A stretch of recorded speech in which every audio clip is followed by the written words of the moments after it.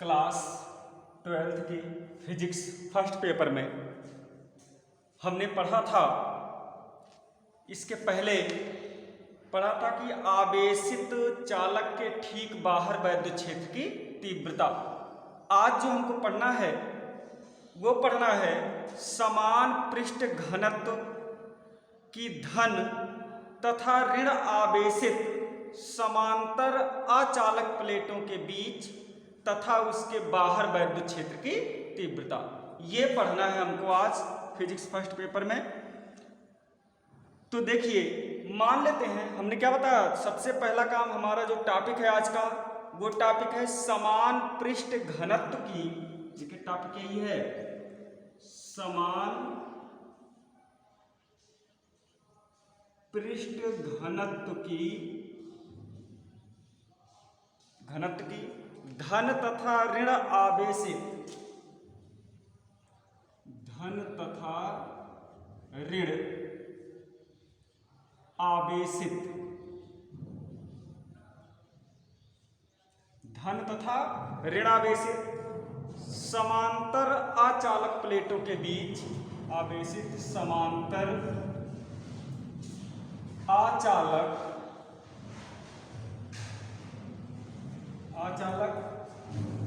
प्लेटों के बीच,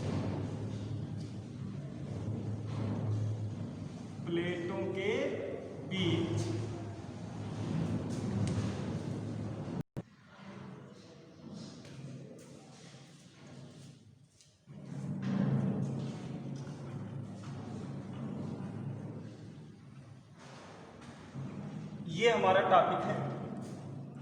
क्या पढ़ना है आज हमको? समान पृष्ठ घनत्व की धन तथा ऋण आवेशित समांतर अचालक प्लेटों के बीच तथा उसके बाहर वैद्युत क्षेत्र की तीव्रता, यही हमको पढ़ना है। अब देखिए, इसके लिए क्या होगा कि मान लेंगे दो समांतर प्लेटें हैं, या आप क्या करेंगे, देखिए धन तथा ऋण आवेशित समान पृष्ठ घनत्व वाली आवेशित समांतर अचालक प्लेट। तो हम क्या करेंगे कि दो प्लेट ले लेंगे। ये मान लिया जाए एक प्लेट हमारा है 1, ये वाला, ये पहला प्लेट है जो कि धन आवेश से आवेशित है।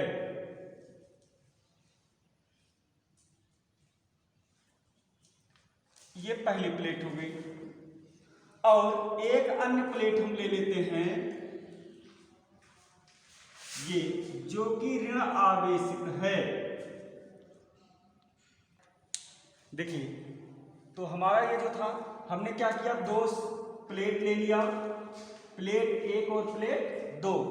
ये जो दो प्लेटें हमने ले रखा है, ये दोनों ही आवेशित प्लेटें हैं। एक पर धन आवेश है, एक पर धन आवेशित है, दूसरा पर ऋण आवेशित। दोनों देखिए आवेशित प्लेटें हो गई और दोनों निर्वात में कहां पर, एक दूसरे के समांतर रखी गई है। देखो, प्लेट नंबर 1 और प्लेट नंबर 2, प्लेट 1 धनावेशित है, प्लेट 2 ऋणावेशित है। और ये दोनों प्लेटें जो है निर्वात में एक दूसरे से कुछ दूरी पर रखी गई हैं, लेकिन दोनों प्लेटें एक दूसरे के परस्पर समांतर हैं। देखिए समांतर रखे गए हैं। अब जो है इन प्लेटों का जो पृष्ठ घनत्व है आवेश का, वो सिग्मा है। इस पहली प्लेट का भी आवेश का पृष्ठ घनत्व सिग्मा है, इस दूसरे प्लेट का भी आवेश का पृष्ठ घनत्व सिग्मा है। अब देखिए कि दोनों का तो सिग्मा हो गया आवेश का पृष्ठ घनत्व। मान लिया जाए, भाई आपको एक चीज बताया गया होगा कि कोई भी आवेशित अचालक प्लेट है, तो किसी भी आवेशित अचालक प्लेट के निकट जो वैद्युत क्षेत्र होता है, उसके लिए व्यंजक आपने निकाला होगा, E बराबर सिग्मा बाई 2 एप्सिलॉन नॉट। कितना निकाले थे? E is equal to sigma by 2 epsilon naught. ये व्यंजक आपने तब निकाला था जब आवेशित अचालक प्लेट के निकट वैद्युत क्षेत्र ज्ञात कर रहे थे तो ये हमको मिला था। अब देखिए ऐसे में प्लेट 1 व प्लेट 2 के बीच में एक बिंदु कौन है? P है। यानी दो प्लेटें आपने लिया है, दोनों प्लेटों के बीच में एक बिंदु P है। अब जो बिंदु P है इस पर धन आवेशित प्लेट 1 के कारण वैद्युत क्षेत्र की तीव्रता, ये देखिए बाहर की ओर संरेखित होगा, यानी इधर ये E1 है, यानी धन आवेशित प्लेट के कारण बिंदु P पर तीव्रता, धन आवेशित प्लेट के कारण तीव्रता या P पर तीव्रता,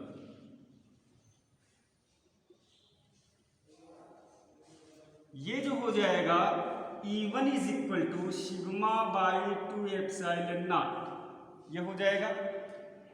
और इस ऋणावेशित प्लेट के कारण बिंदु P पर तीव्रता, ऋण या ऋणावेशित प्लेट के कारण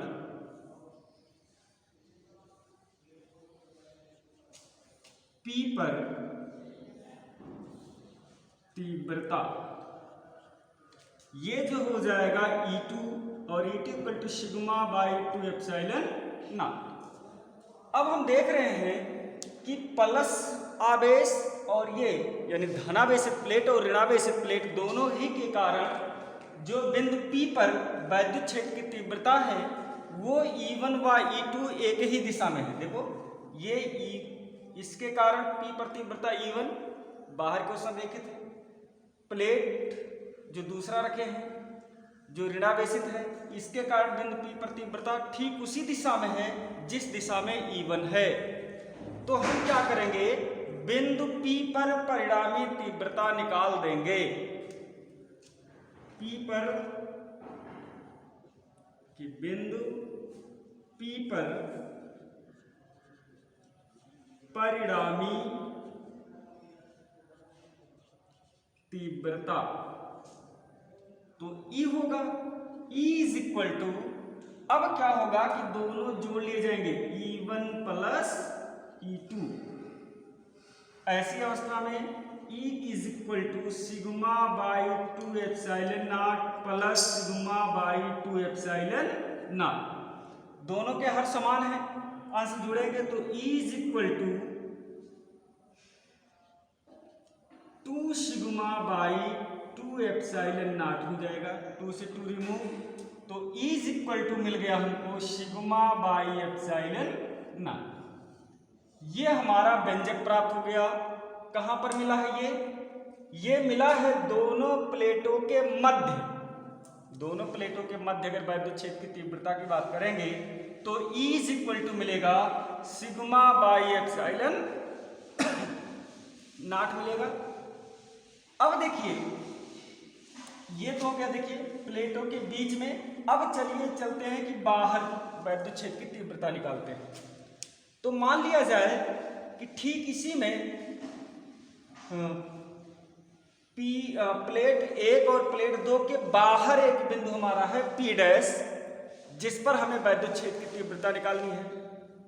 तो होगा क्या कि प्लस आवेश के कारण या धनावेशित प्लेट के कारण P डैश पर तीव्रता बाहर की ओर संरेखित है, ये देखिए बाहर की ओर है E1, और ऋणावेशित प्लेट के कारण बिंदु P डैश पर तीव्रता अंदर की ओर है। दोनों परिमाण में तो बराबर है, देखिए आपने निकाला है E1 बराबर इतना, E2 बराबर इतना, लेकिन परिमाण में दोनों बराबर है परंतु इनकी दिशाएं क्या हैं, विपरीत हैं। तो अगर बाहर तीव्रता की बात करेंगे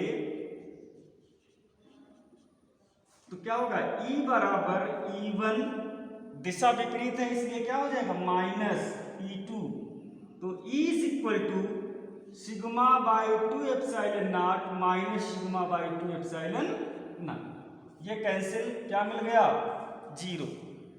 यानी जो प्लेट है अगर धन आवेशित तथा ऋण आवेशित समांतर आचालक प्लेटें निर्वात में एक दूसरे से कुछ दूरी पर रखे जाएंगे तो उनके भीतर जो कोई बिंदु अगर होगा, अगर उस पर हम तीव्रता की बात करेंगे तो तीव्रता होगा E = σ/ε0 होगा।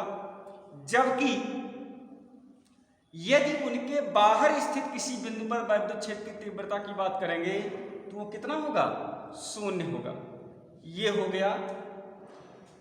अब आगे बढ़ते हैं और अगला टॉपिक हमारा है कि एक समान रूप से आवेशित गोलीय कोश के कारण वैद्युत क्षेत्र की तीव्रता। देखिए अगला हमने क्या बताया आपको,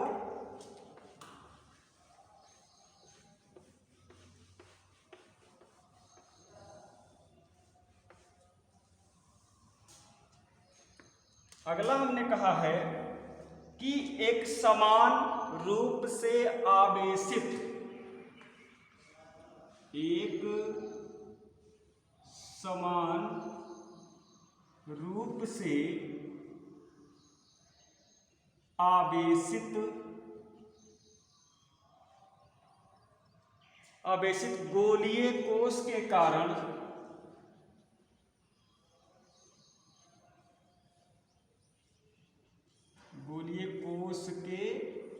कारण वैद्युत क्षेत्र की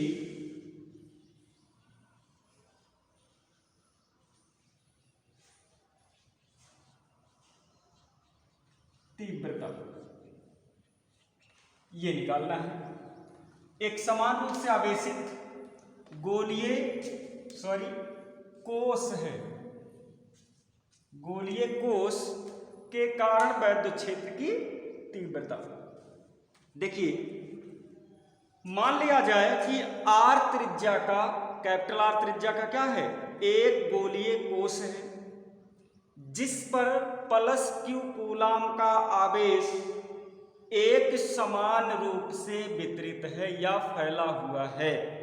आप क्या करेंगे, जब इस व्यंजक के लिए, इस हेडिंग के लिए व्यंजक प्राप्त करेंगे तो इसके लिए सबसे पहले एक परिकल्पना करेंगे और वो परिकल्पना क्या होगी कि आप एक गोलीय कोश लेंगे जो कि कैपिटल R त्रिज्या का होगा और इस गोलीय कोश के या इस गोलीय कोश पर +Q कूलाम का आवेश एक समान रूप से क्या होगा, फैला होगा। यानी आप ये परिकल्पना करेंगे। अब देखिए इस कोश के बाहर, कोश के पृष्ठ पर और कोश के भीतर 3 स्थितियां हो सकती हैं। यानी जो आप निकालेंगे वैद्युत क्षेत्र की तीव्रता किसके कारण, गोलीय कोश के कारण। तो जब गोलीय कोश के कारण वैद्युत क्षेत्र की तीव्रता निकालेंगे उस दौरान आप एक परिकल्पना करेंगे कि भाई R त्रिज्या का एक गोलीय कोश होगा जिस पर +Q कूलाम का आवेश एक समान रूप से वितरित होगा। लेकिन जब तीव्रता आप निकालना शुरू करेंगे तो वहां 3 स्थितियां संभव होंगी। पहली स्थिति होगी कि एक तो गोलीय कोश के बाहर वैद्युत क्षेत्र की तीव्रता कितनी होगी, दूसरा गोलीय कोश के पृष्ठ पर कितना होगा और तीसरा जो है उसके अंदर कितना होगा। ये 3 कंडीशन बनेगा, एक बाहर, एक पृष्ठ पर, एक भीतर। तो सबसे पहला काम हम चलिए बाह्य बिंदु पर निकालते हैं। किस बिंदु पर, बाह्य बिंदु पर। यानी अगर गोलीय कोश के बाहर कोई बिंदु स्थित है तो वैद्युत क्षेत्र की तीव्रता कितनी होगी ये हम निकालते हैं। देखिए इसके लिए क्या होगा कि मान लिया जाए कि कोई आवेशित गोलीय कोश है जिसका केंद्र O है। आप क्या करेंगे, एक आवेशित गोलीय कोश लेंगे जिसका केंद्र क्या होगा, O होगा। देखिए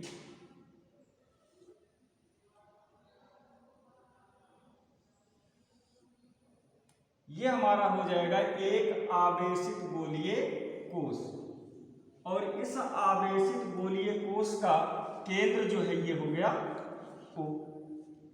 ये O केंद्र वाला एक आवेशित गोलीय कोश है जिसके पृष्ठ पर प्लस क्यू कूलाम का आवेश वितरित है। प्लस क्यू प्लस, ये देखिए प्लस आवेश एक समान रूप से इस पर वितरित है। ये हो गया। अब जो है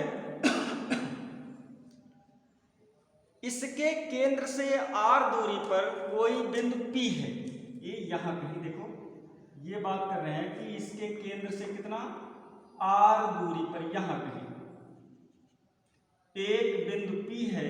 कितनी दूरी पर? r दूरी पर। और इसी बिंदु P पर हमको क्या निकालना है? वैद्युत क्षेत्र की तीव्रता निकालना है। बात समझ में आ रही है? हमने क्या किया कि सबसे पहला काम एक गोलीय कोष लिया, इसकी त्रिज्या पहले से निश्चित थी कुछ, मान लीजिए इसकी त्रिज्या थी ये यहां तक r, कैपिटल R त्रिज्या का एक गोलीय कोष था, और इसके केंद्र से स्मॉल r दूरी पर एक बिंदु P था जिस पर हमें वैद्युत क्षेत्र की तीव्रता ज्ञात करना था। देखिए r का मान बड़ा है किससे? एक चीज ध्यान देना कि इसमें स्मॉल r बड़ा है कैपिटल R से, क्योंकि जब ये बिंदु P बाहर स्थित है तो ये दूरी ज्यादा होगी इसकी तुलना में, तो इसलिए r बड़ा है R से। अब देखिए कि P बिंदु पर वैद्युत क्षेत्र की तीव्रता ज्ञात करने के लिए हम O को केंद्र मानते हैं, यानी इसको केंद्र मान लेंगे, और OP त्रिज्या मान करके एक काल्पनिक गॉसियन पृष्ठ खींचते हैं।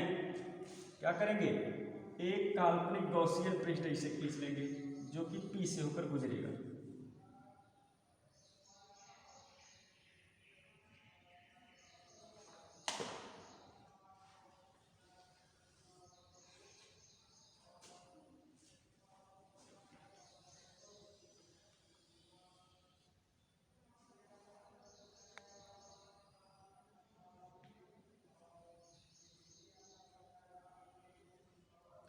ये हो जाएगा एक काल्पनिक गॉसियन पृष्ठ। देखिए बिंदु P से होकर गुजरने वाला।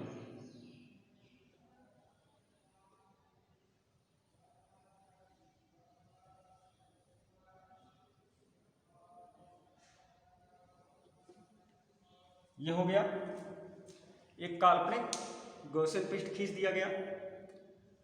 अब जो है गॉसियन पृष्ठ के सभी बिंदुओं पर जो वैद्युत क्षेत्र की तीव्रता होगा वो समान होगा।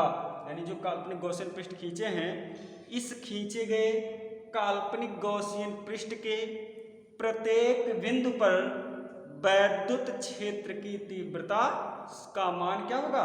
समान होगा। यानी यहाँ पे भी, यहाँ पे कहीं भी आप किसी भी बिंदु की बात करेंगे तो सभी बिंदुओं पर जो वैद्युत क्षेत्र की तीव्रता है वो समान होगी। अब हमको क्या करना है? देखिए P बिंदु पर निकालना है, तो इस गोलीय कोष के कारण P पर जो तीव्रता यानी वैद्युत क्षेत्र E होगा वो बाहर की ओर संरेखित होगा। ऐसे में हम इस गॉसियन पृष्ठ पर स्थित बिंदु P के चारों तरफ, या बिंदु P के तरफ इधर देखिए ऐसे P के चारों तरफ इधर क्या करेंगे? एक लघु क्षेत्रफल अवयव ले लेंगे। ये हो गया एक लघु क्षेत्रफल अवयव। इस लिए गए लघु क्षेत्रफल अवयव पर वैद्युत क्षेत्र, क्या वैद्युत क्षेत्र तथा क्षेत्रफल अवयव की दिशा एक ही होगी, दोनों की दिशा सेम होगी। तो हम कह सकते हैं कि इस P के परितः लिए गए लघु क्षेत्रफल अवयव से होकर गुजरने वाला वैद्युत फलक, तो वैद्युत फलक की बात करेंगे, अगर लघु क्षेत्रफल अवयव है तो लिखेंगे d फाई e, और लघु क्षेत्रफल अवयव अगर है तो ये d फाई इक्वल टू होगा vector e dot vector dA। दोनों की दिशा सेम है, एक ही दिशा में है, इसलिए इनके बीच बनने वाला कोण 0 अंश का होगा। तो आप ऐसा लिख सकते हैं E DA cos 0 अंश, और cos 0 अंश का मान होता है 1, तो d phi is equal to EDA। ये हमारा मिल गया लघु क्षेत्रफल अवयव से पर गुजरने वाला वैद्युत फलक। अब जो है अगर हम संपूर्ण गॉसियन पृष्ठ की बात करें, यानी इस पूरे गॉसियन पृष्ठ से गुजरने वाला वैद्युत फलक, संपूर्ण गॉसियन पृष्ठ से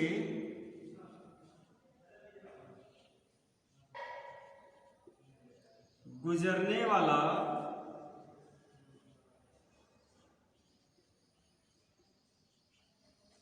वैद्युत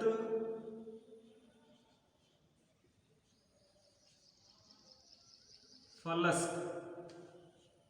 ये हो जाएगा फाई ई, लेकिन ये एक बंद पृष्ठ है इसलिए क्लोज सरफेस इंटीग्रल क्या लिखेंगे, vector E dot vector DA. ये हो जाएगा हमारा close surface integral vector E dot vector DA. E DA के स्थान पर पुनः वही प्रक्रिया लिखेंगे ई डीए कॉस थीटा, लेकिन दोनों एक ही दिशा में है भाई, इसलिए इनके बीच बनने वाला कोण क्या होगा, 0 अंश। तो हम लिख सकते हैं फाई इज इक्वल टू बंद पृष्ठ समाकलन यानी close surface integral E D A, या ई को हम बाहर ले लेंगे हो जाएगा close surface integral D A. अब ये जो है ये संपूर्ण पृष्ठ का क्षेत्रफल है, तो लिख सकते हैं फाई इज इक्वल टू ई ए। ए जो है इस गॉसियन पृष्ठ का क्या है, क्षेत्रफल है, और ये जो गोलीय गॉसियन पृष्ठ खींचा गया है अगर इसका क्षेत्रफल ए है तो हम जानते हैं गोले का क्षेत्रफल होता है 4 पाई आर स्क्वायर। गोले का क्षेत्रफल ए इज इक्वल टू होता है 4 पाई आर स्क्वायर। तो कैपिटल ए के स्थान पर ये मान रख देते हैं तो क्या आ जाएगा, फाई इज इक्वल टू ई और इंटू 4 पाई आर स्क्वायर, ये हो जाएगा। अब हम जानते हैं गॉस की प्रमेय के अनुसार phi is equal to, Gauss की प्रमेय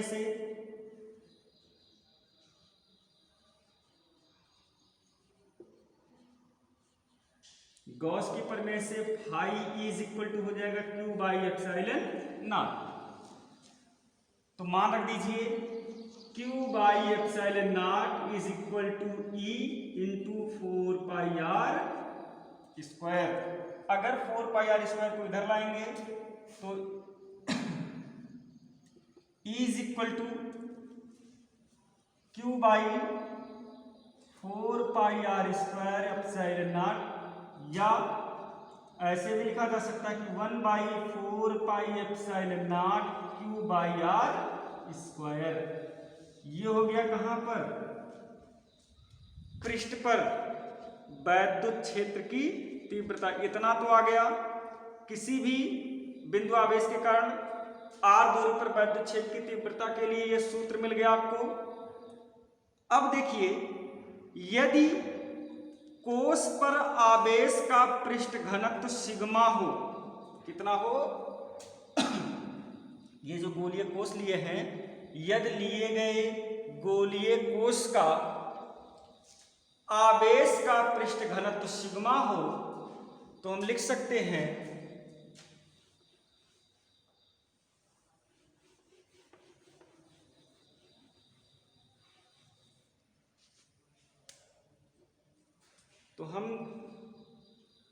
क्या सकते हैं, देखिए सिग्मा इज इक्वल टू होता है Q by A. Sigma is equal to क्या होता है, क्यू बाई ए, या Q is equal to sigma A, ऐसा हो सकता है।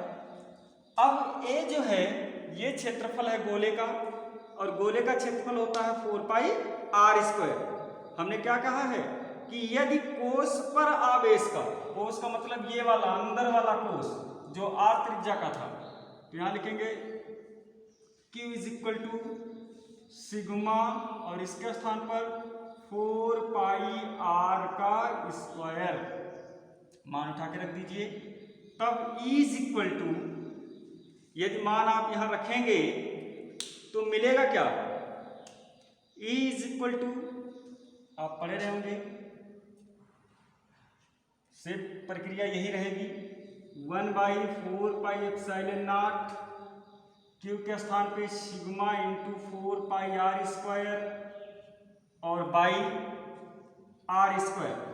4 पाई से 4 पाई रिमूव हुआ और यदि 4 पाई से 4 पाई रिमूव हुआ तो E इज इक्वल टू मिला हमको sigma by epsilon not into r square by r square, ये मिल गया। ठीक है, ये हो गया। अगर पृष्ठ पर बात करेंगे, कहां पर, पृष्ठ पर, ये तो बाहर था, अगर ये पृष्ठ पर बात हो जाए यानी कोष के पृष्ठ पर, यानी ये बिंदु यहां होता तो ये जो स्मॉल r यहां तक था अब इसकी त्रिज्या के बराबर ही हो जाता और ऐसी अवस्था में स्मॉल r बराबर होता कैपिटल R के और जब स्मॉल r बराबर कैपिटल R के हो जाता तो E इज इक्वल टू हमारा होता सिग्मा बाई एप्सिलॉन नॉट और r square by r square, ये कैंसिल, तो E is equal to sigma by epsilon naught, ये व्यंजक निकल के आ जाता कहां पर, उसके पृष्ठ पर। अब जो है अगर हम इसके अंदर की बात कर दें, अंदर की बात अगर करेंगे तो आंतरिक बिंदु पर चूंकि कोई भी, अगर आंतरिक बिंदु पर बात करेंगे तो कोष के भीतर एक बिंदु आप मान लेंगे यहां कहीं एक बिंदु मान लेंगे P डैश, इसके चारों तरफ क्या करेंगे, एक गॉसियन पृष्ठ खींच लेंगे। ऐसे में चूंकि आवेश कोष के पृष्ठ पर फैला हुआ है, आवेश कहां है, कोष के पृष्ठ पर है, ना कि कोष के भीतर। कोष के भीतर तो कोई आवेश नहीं है, आवेश सिर्फ इसके पृष्ठ पर फैला हुआ है।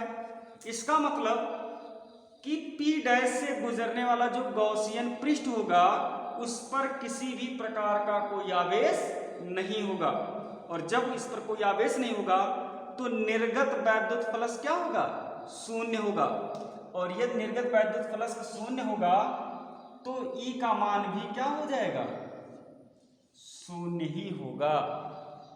ठीक, चूंकि फाई E बराबर E dA और यदि देखो होगा क्या, आप निकालेंगे व्यंजक तो यही मिलके आएगा, phi E is equal to बंद पृष्ठ समाकलन E dA या phi E is equal to E और सरफेस इंटीग्रल dA, यहां से लिखेंगे phi E is equal to EA।